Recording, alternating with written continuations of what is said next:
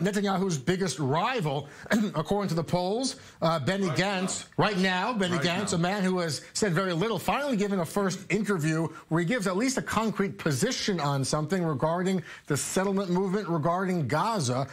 Tell us, Mike, what did he have to say to the Israeli paper Yediot Ahronoth? What are we learning about the quotes that have been provided? Benny Gantz was interviewed not by an established journalist, but by an Israeli singer, and I had said in this studio many times that after not giving an interview for a month and a half, it was going to be tough to come out with a polished a message, and it's exactly what happened to Gantz in that interview. I gave a message that I'm sure he wished he had another shot at, talked about the withdrawal from Gaza by the IDF and settlers back in 2005, saying that it was a possible model for another withdrawal, presumably from the West Bank, from Judea and Samaria, if a peace agreement is ever reached there.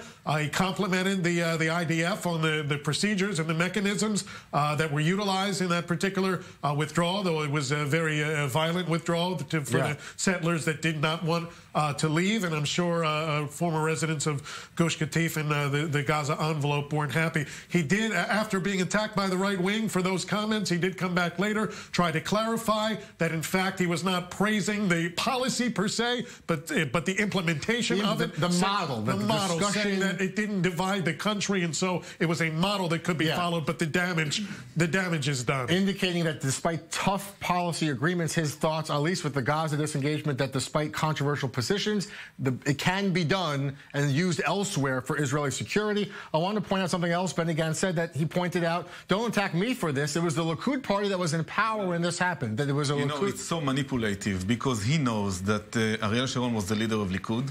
We had a referendum inside Likud. Most of the Likudniks said no to Ariel Sharon, and nevertheless he did it. And right after he created Kadima. So technically he's right. Essentially, he's wrong. Because the referendum happened right after.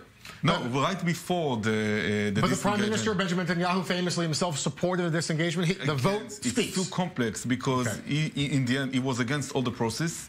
At that time, he was Minister of Finance. He needed to accomplish or at least finish some of his steps, political or economic steps, and this is why he supported the disengagement. In the end, in the crucial way, he was not in favor of it. All right, and moreover, right before the disengagement, he said it will bring missiles from Gaza and we must stop it.